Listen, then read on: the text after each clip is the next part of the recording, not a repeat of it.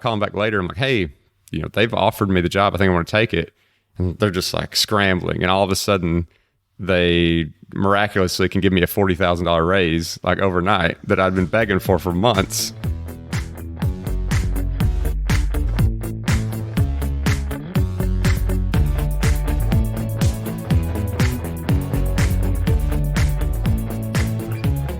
Welcome to The Fi Show, where you get a behind-the-scenes look into financial independence. Here's your host, Cody and Justin.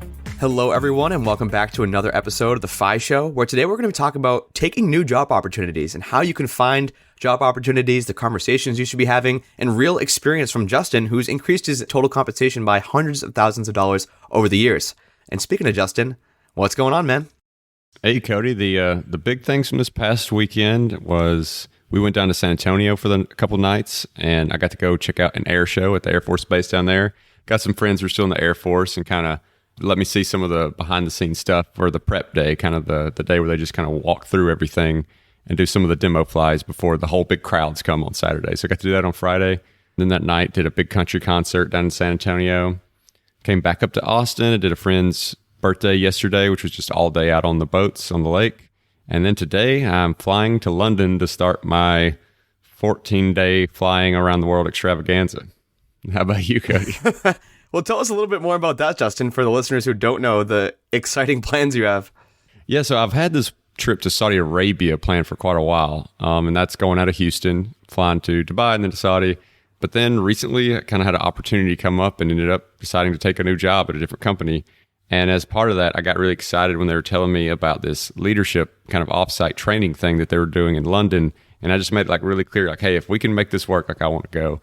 And it was super quick. Like there's still so much stuff that's technically not done in the background, but they're allowing me to come to London. And so I'm flying to London, which is super awesome. The only negative part is I couldn't move my flights around for the Saudi part. So I fly to London, fly back to Houston, never leave the airport, wait a couple hours, get back on the plane, and then fly to Dubai to go to Saudi Arabia. So there's just like 18, 19 hours worth of wasted flight time there. But, it's part of it. That's kind of first world problems. I can't complain too much about that. Yeah, that's going to be an awesome experience, man. I'm definitely jealous I haven't made it over to that side of the world. I've actually never been to London either, so there's two places on my list of places to go. For me, this past weekend, we celebrated two friends' birthdays, actually. My friends Casey and my friends Dowd.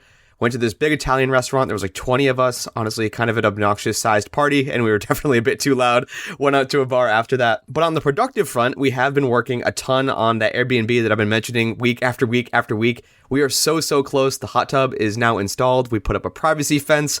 We did a bunch of decorating inside yesterday. We're finishing hanging the curtains. A few little things like nightstands and some area rugs, and we got to integrate the smart lock with like the owner res system that we're, building this all out on and making sure the website's all good to go. But I can see the finish line. It is very, very close. So by next week, like the absolute last date we want this thing launched is May 1st, because then Lauren and I fly to Portugal on May 2nd, and we're in Europe for the entire month. So that's kind of the really hard stop, and we're trying to get everything done and buttoned up. I think we're going to do it. Fingers crossed. Hopefully you Fi Show listeners can also cross your fingers for us to get this thing up and running. Yeah, I mean, it's still impressive how fast it's gone. I mean, we've been living in this house for 6 months, and we want to get ours done. But our big pole in the tent, whatever you want to call it, is the city of Austin. Like the paperwork here has been ridiculous. Once we get past the city of Austin, I think the house is good to go. I'm sure the city of Austin will come through eventually for you, Justin, and then you can do what our good friends James and Emily are doing, geohacking, where they're making money while they travel by renting out their own primary residence. But before we get into all this stuff and talk about your new job and just like the topics we want to discuss today, let's remind the listeners again about the ultimate Fi spreadsheet that you use, Justin, that you're giving them for free. Yeah, Cody, I'm excited to make this available to all the listeners. It's the spreadsheet that I use personally from the time I started in 2015 when I had 38K to track. And now I've got this spreadsheet that shows everything I've spent all the way up to today. We're busted over that million mark. And so it's a tool that I've found kind of stood the test of time. It's got all the categories in there for you. And I think it's just a really simple tool that's worked really well for me. And I hope it works well for the listeners. All right, Justin, I can't let you get away with not hyping yourself up enough because I've seen this spreadsheet and it is just all encompassing. It tracks all of your expenses. It tracks your net worth month to month. It tracks your income. It has kind of a ledger of all of your different accounts, whether that's bank accounts, 401ks, IRAs, anywhere where your money is sitting, Justin has a place for it. And so basically what Justin did was he took his spreadsheet that he uses himself, he made a template version for all of you guys to use, and he went ahead and recorded a video to show you exactly how he uses it month to month to track his net worth, income, and expenses. You can grab all of that for free at thefishow.com/spreadsheet. That's thefishow.com/spreadsheet.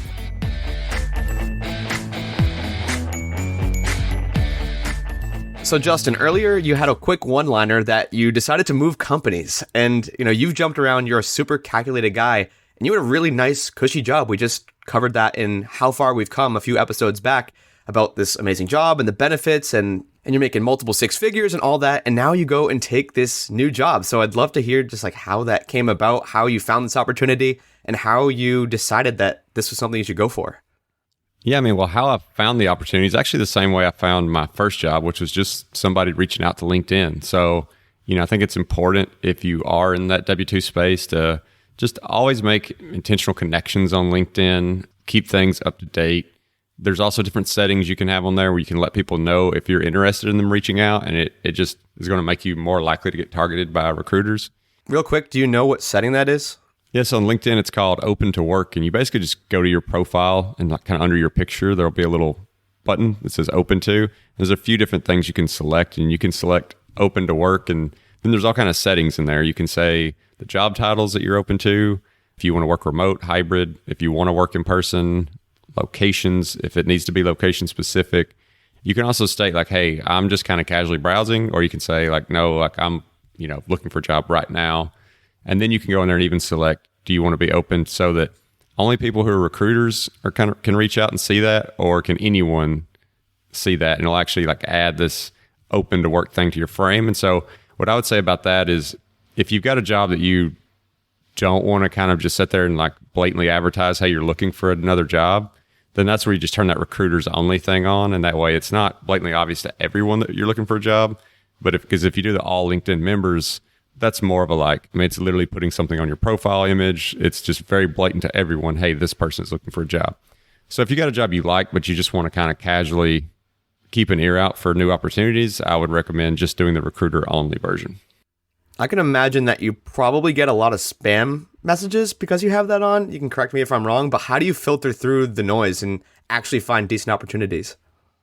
I think everyone's different on what they're open to. And you do get some spam. I think most people are pretty good at telling the difference between absolute spam and maybe a company reaching out about a position that doesn't quite meet your criteria. Two totally different things. If it's just absolute spam where I could tell the person didn't really personalize it for me, then I'm just not even going to consider it. If it is something where they're reaching directly out to me, but it's probably a company that isn't going to be able to pay enough or whatever, generally that's kind of where I start to filter things out. I'm like, hey, before we waste each other's time, can you share with me what the pay band is for this position? And if it's, way off, if it's like 50% off, whatever, if it's way off, then it's like easy. Okay. Don't even need to talk to them. It's like, hey, appreciate it, but this just isn't going to work for either of us kind of thing. And then from there, it's kind of, what all are you open to? Like for me, it's kind of important to have a little bit of liquidity as far as equity goes. Like most of the jobs I'm looking at are going to have restricted stock units. And for those companies that are still in kind of startup mode, series A, B, C, whatever, they're not publicly traded, then you get stock options, but like those are stock options and not actual like stock grants where, you have the ability to buy this stock at a discounted price. And maybe someday it becomes really worth something, but you can't just go and sell it on a normal open market. And they're just handing you equity in the company without you needing to put your own capital in. So for me, I wasn't interested in non-publicly traded companies. So that was also kind of a quick way that I just filtered through things. Sometimes I would listen just to get an idea of what the market was paying, what's out there. It's even a good place to get leverage for your current job, right? Like if you start to get all these offers for way more than you're making or a decent amount more than you're making, but it's not the type of company you want to work for, then maybe that can give you that confidence to go and start negotiating at your current company. How often are you actually taking conversations, whether that's like typing to someone back on LinkedIn or picking up the phone or a Zoom call? Are you dedicating like, I'm going to talk to one job opportunity per week? Is it, a certain number of hours you set aside, or just how do you manage all that? Because I can imagine that there's a million jobs out there that people might be interested in. If you have that open to hire thing on, you could have 10 phone calls every single week. That might not be a good fit. So how do you kind of pick the ones that are going to make it worth your while? Yeah, I mean, I'll be honest, it's not super calculated. Like I set a quota, a certain number, a certain amount of time. Once I've just based on my own like personal filters, like, okay, pay band, the type of technology that it is, if it's publicly traded or not, it actually turns out not to be just that many. And it kind of comes in waves because most of these companies, I think, realize that if someone's going to leave, they're generally going to leave at the start of a fiscal year, because at the most companies, fourth quarter of your fiscal year is your biggest quarter. It's the one that's going to have the most transactions, the largest transactions, like the most amount of money is happening in that fourth quarter. So everyone's going to want to get through that Q4, get their bonus payouts before they're going to move to their next job. Like, it just doesn't make sense to leave in like December. A lot of fiscal years end in that kind of January, February timeframe. And so a lot of moving happens in March and April. So you get more hits and kind of waves throughout the year as well. It's a little seasonal.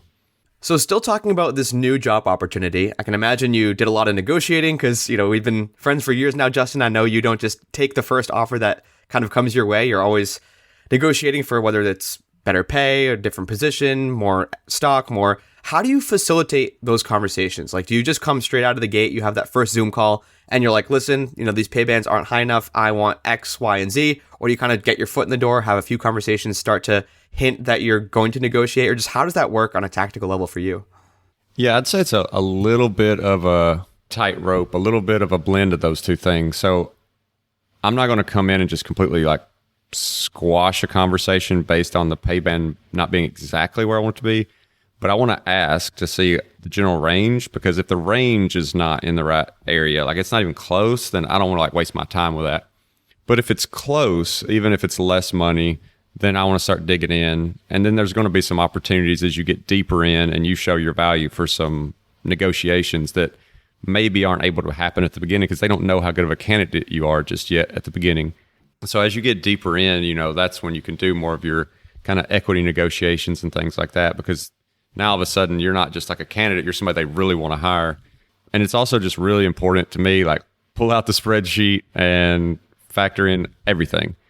On paper, like, this job doesn't really make a lot of sense to some people if they just looked at it face value. Like, yes, it's a title increase, but if you look at what we call on-target earnings, which we can talk about in just a second, and even things like a 401k match, like this company, my on-target earnings is less. There is no 401k match. My last company matched $9,000 a year. Those two things alone, a lot of people would just give up on this opportunity and wouldn't really follow it through. But when you dig deeper into the metrics that lead into how you're going to get paid out in these type of jobs that have variable compensation, that's what, like, where that on-target earnings comes in. The variable piece is really important, and knowing data about that company and data about the team that you're going to work for. So really pushing the recruiter and the hiring managers to just arm you with a lot of data and being super transparent will help you make that decision.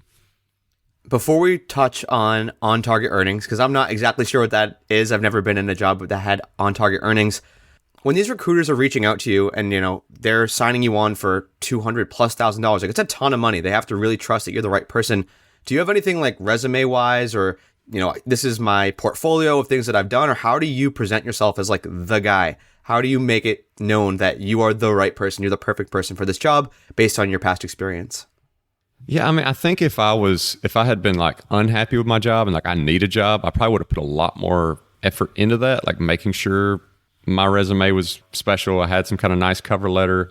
But really, my resume is the same resume I've used since I got out of the Air Force from a structure standpoint. I mean, I just kind of updated a little bit. And resumes really just get you that initial phone call. It's about how you kind of sell yourself on the phone is what's going to make the difference. The company that I worked for and the job title that I had, for most companies, is enough to get me a phone call. And then from the phone call, that's really where things take over. Like, my resume isn't doing a ton. It's being confident, talking through it, being knowledgeable. Like, they're going to tell pretty quick if you've been in the right kind of situations, like with customers, if you've handled the right kind of deals, like how you've performed. Like, people can kind of almost trick you with a resume, but once you get to really talking to them and getting into the nitty gritty of different situations they've been in, I think it becomes pretty apparent. But It's also a super competitive market. I mean, the industry that I'm in, which is called customer success, is relatively new in the terms of like, salespeople have been around forever.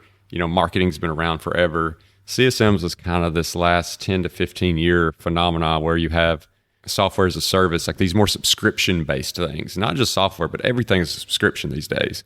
I mean, your clothing can be a subscription, like everything's a subscription. And so companies have realized that, like it makes a lot to invest in people who can make these new sales, like almost a cold call sale. But if you look at a company and you look at where their revenue's coming from, so much more of their revenue is coming from reoccurring revenue, annual reoccurring revenue. You'll hear ARR if you're looking up things on the internet about like the way these companies are making money. And so you take something like Netflix, like I'm sure they sign on a ton of people every month. But what really matters is that they're not losing their current customer base. If they start losing people from their current customer base, that's when you're going to see, the stock react in a really negative way. So, when you think about things like the news release that came out about password sharing and them cracking down on that immediately makes an investor think, they're going to lose customers because now they're not going to want to pay twice like them, and they're now they're going to like maybe split this fee in half by splitting it with their mom or whatever, and now they're going to have to both pay for it, so they both just decide they don't want it, and so they lose customer base. And once you start dropping that ARR, that's really a sign for a company on like how well they're performing. And so customer success is all about, after that initial sale, you come in and manage the relationship with that customer and make sure that they see the value that they're getting from the product, that they really enjoy the product, and that they actually get upsold. So like they've got the initial buy, and now they're starting to buy the next tier of the product. So it's really growing the customers that have already decided to invest in your product versus going out and selling to a net new customer. So since you're in customer success, not customer acquisition, how does it work with the on-target earnings thing? And how does that tie into your compensation? Because you said that was a huge factor in why you did take this new job. We'll be right back after a quick word from our sponsor, Coda. Know what's great? Being able to work from anywhere. You just need your laptop and decent Wi-Fi connection. Know what's not so great? Being spread out across the country and having to keep the team on the same page and focused on the same tasks. That's why I'm a huge fan of Coda. With teams working all across the country, like me and Justin right now, if your best work is spread out across a bunch of documents and spreadsheets and a stack of workflow tools you have to jump in and out all day, you need Coda, the doc that brings everything together. And the other thing is everything in Coda is synced. So you make an update in a table and it automatically shows up for everyone. You're not copying and pasting from different versions of a document to keep a super important project current. Your team can operate on the same information and collaborate the way we all want to, quickly and efficiently. With Coda, you can solve for just about anything. And right now you can get started having your team all working together on the same page for free. Head over to coda.io/FISHOW. That's coda.io/FISHOW to get started for free. coda.io/FISHOW.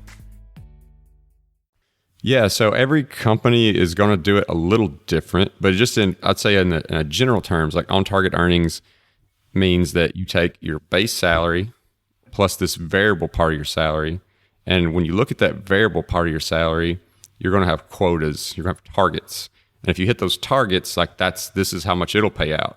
So you take that variable piece, if you hit those targets in your base, put those together, and that's what people will call OTE or on-target earnings. Now, how that variable piece is calculated and what it's capped at is what's really important.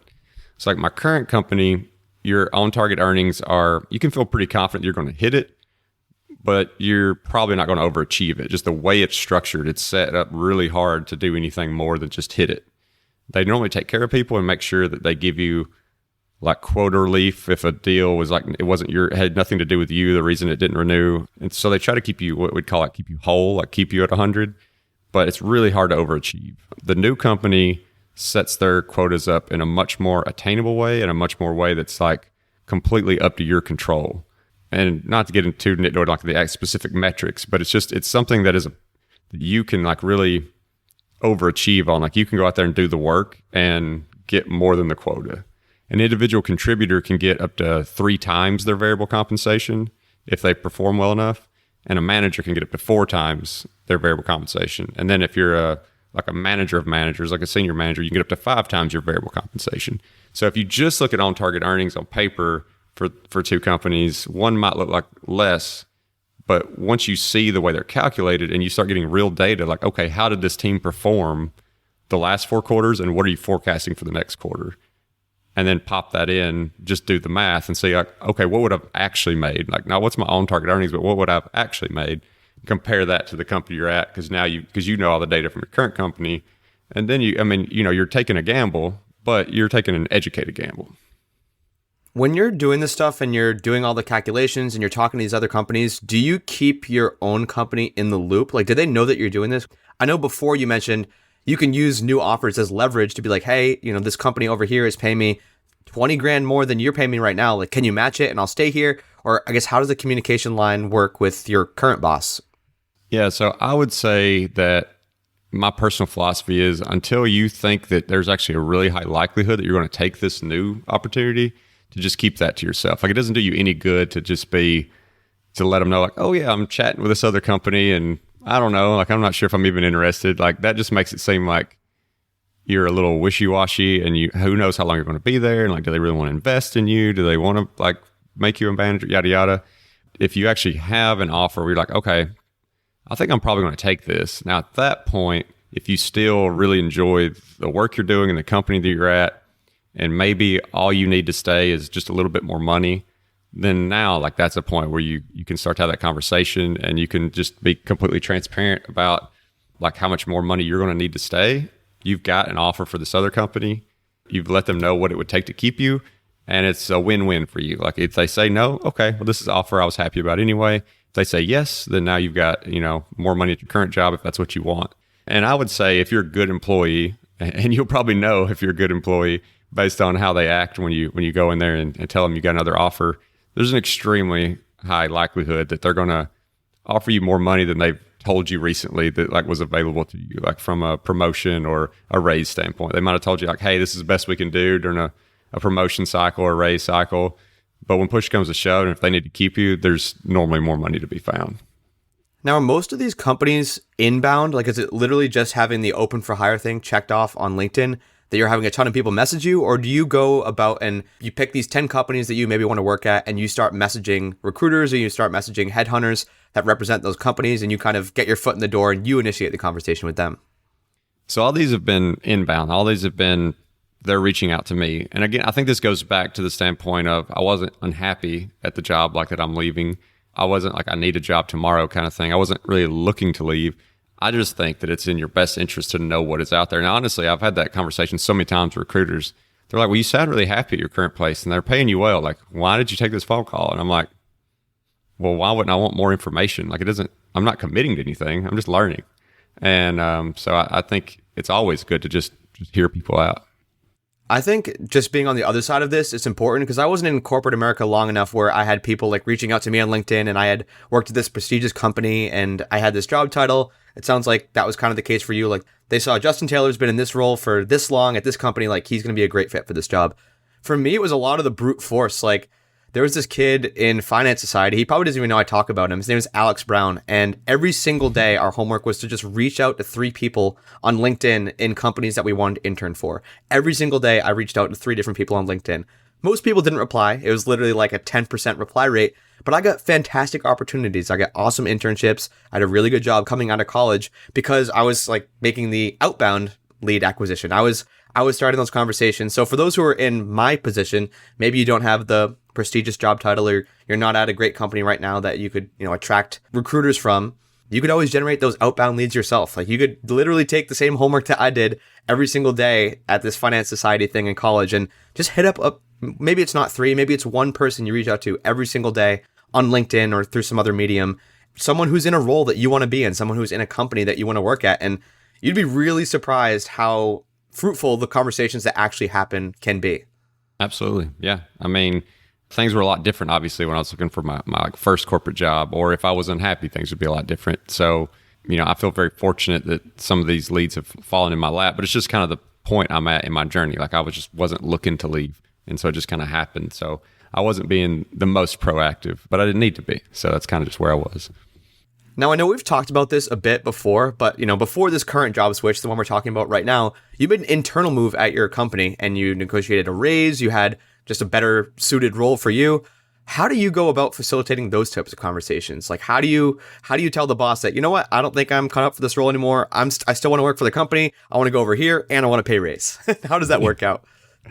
Yeah, that one was really interesting. And I mean, there are some similarities because like I mentioned with this current role, if I look at the role that I'm going to now, if you just compare like on target earnings, it looks like I'm taking a pay cut.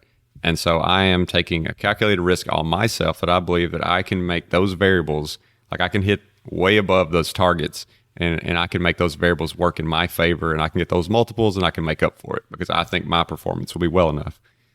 So that's like taking a bet on myself. This same thing happened when I moved internally. I had let it be known that I was a little unhappy with what my pay was because I had, through conversations, and this is a whole other larger conversation about kind of pay transparency, but you know, everyone knew I was really into personal finance and would just get to chat, and I end up finding out what my coworkers are making, and I realized that I'm being underpaid by a decent bit. And so I'm like, well, I know that this past year I literally brought in 75% of our renewal revenue, you know, which when you got a team of 8 and one person brought in 75%, it's like I don't feel like I should be being underpaid. You know, that's a hefty portion of the weight that I was carrying. And so I just let it be known, like, you know, I really want to get up to the same, at least to the same level as everyone else, even though, like, really I feel like I should be making more because of my performance. And I'd also just mention, like, you know, I might be interested in a change in general because of one of the salespeople that I was kind of attached to. We just weren't having the best relationship. And so my boss had mentioned, like, yeah, there's this other team that might get stood up and I can kind of keep you in the loop. And a couple months go down the road and this other team is getting stood up. And what it is like the current team I'm on, we're handling like these fairly large customers. I mean, you can think about like Voya Financial or Travelers Insurance, like, you know, these large Fortune 100 type companies. And this would be going from that to this other group that's handling much smaller customers. Now, a lot of people would look at that and they'd say, well, why would you take like this? It's got so much more visibility. They're larger accounts. Like you're way more strategic. Like it seems like it's going to be better for like your reputation and your kind of career building, and go to this team that's smaller. It's doing smaller accounts that maybe aren't seen as important to the business. But that's where you just can't take opportunities at face value and just stop there. You really got to dig in. And what I saw was, okay, first of all, an internal move like into this, there's going to be a whole negotiation cycle. This is not going to be, actually they asked me, they said, do you want us to just pull you over or do you want us to like open up this job rec and you have to apply for it? And I said, I want to apply for it because I knew if I did that, then I would get an opportunity to actually negotiate a salary, like work through the whole process. Because I knew they were going to hire, like I knew they weren't going to not hire me, you know, so why have them just suck me over at my current pay? So that's like step one. And so I was like, no, I want to go through the full process, the full HR process. And then from there, also looking at it, I knew our company was starting to focus a lot more on these new products that we were coming out with, which are kind of targeted more for doing more sales at smaller amounts versus fewer sales at large amounts. So I believe strategically for the company that these type of accounts were kind of the future. I also knew that we were going to have younger CSMs on that team. And so it was naturally going to give me an opportunity to showcase my skills as like a mentor and being that first level of kind of defense for these younger CSMs, and which is just a natural progression to becoming the manager of the team. Because I knew my boss there was starting up this team, but it was going to grow really fast. And there was going to be multiple other teams he was going to have to grow. And so like I could just see the writing on the wall. Like there's going to be growth opportunity here. If I stay where I'm at, like I just don't see it. I applied. I ended up getting, you know, offers. And I think my manager who told me this team might be getting stood up thought that it was kind of like a pacifier. Like, oh yeah, he's kind of interested in it. Here's this thing. You can go learn about it. Didn't think I would actually maybe take it. And then I was, you know, calling back the next day, or, you know, it wasn't like the next day, but I call him back later. I'm like, hey, you know, they've offered me the job. I think I want to take it. And they're just like scrambling. And all of a sudden they miraculously can give me a $40,000 raise like overnight that I'd been begging for months. Interesting. And I was like, well, that's convenient. And so I was like, no, you know what? Like I've already made up my mind on a lot of things that went above and beyond just salary. And so just because you can make, you know, match salary, like I'm going to go over here. Again, bet on myself. I think that this new team, even though like to some people they thought that was crazy because they're like, no one's going to care about these accounts. Like, you're not going to get all the spotlighting from leadership, and, you know, you're not going to be like rubbing shoulders with these people. And I'm like, why do I care about that? Like, that doesn't help me make more money. It doesn't help me progress my career just because I'm getting attention from leadership. Like, that's not what I'm here for. And so again, I think it's just another case of kind of going out on a limb, taking a bet on yourself. And it was definitely scary, but it 100% worked out to be the best decision I made at that company, was to swap teams. All right, Justin, before we close the curtain here, I want to get one last little good piece of advice out of you, because for those listening who haven't been following along with the FI Show or Justin's journey, Justin, correct me if I'm wrong, I think you've increased your compensation by multiple hundreds of thousands of dollars since that first job in the Air Force. So if anyone wants to take advice from someone who's done it, and you've done it in a pretty short amount of time, I mean, 10 years to increase your compensation by that much is absolutely crazy to most people. Do you have any final tips? Do you have any do's and don'ts for those who are looking to maybe move internally? Maybe they want to move jobs, just anything you can give them.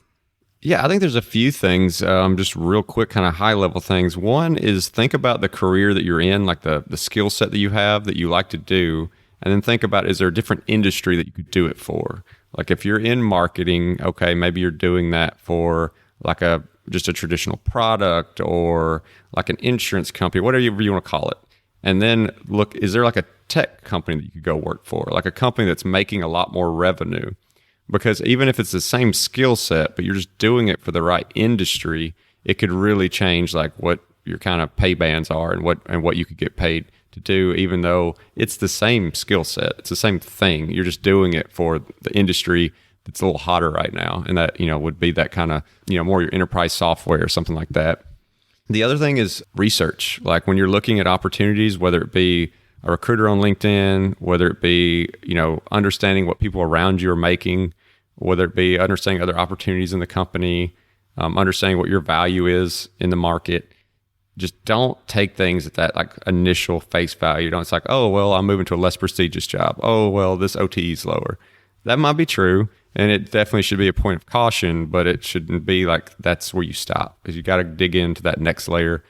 And then always like setting expectations with your management. I mean, you don't need to be, ridiculous about it and threatening or whatever, but you just need to let it be known, like, hey, my expectation is that in a year that I want to become a manager. Let me know what I need to do to become a manager. What is it that you're seeing that I'm not doing, like, that's holding me back from being a manager? If that's if you want to go into management, if you're looking for a pay increase, if you're looking to go up, like in our companies, we've had these, they're called like professional levels. So maybe you don't want to be a manager, but you just want to be a higher classified individual contributor. You want to go up to that more of like what they'd call a principal. What is it that you need to see from me to get there? Just really pushing your manager to be transparent and to give you more of a roadmap onto how to get to where you want to go. Awesome. All right, FI Show listeners, so your homework is to do some research. Even if you're happy in your current job, I think it does not hurt to have a conversation, do some research, see if there's other opportunities available in other industries where you might be getting paid a lot more for the same skills, the same things that you're doing today. And again, all notes and links for this one are available at thefishow.com/opportunities. That's thefishow.com/opportunities. And as always, if you want to check out our Facebook group page, you can do so at thefishow.com/community. And we always appreciate those 5-star reviews. They help us get great guests like we had today. And if you're interested in supporting The FI Show, you can do so by checking out some of our partners over at the resources page, which can be found at thefishow.com/resources. And thanks for listening.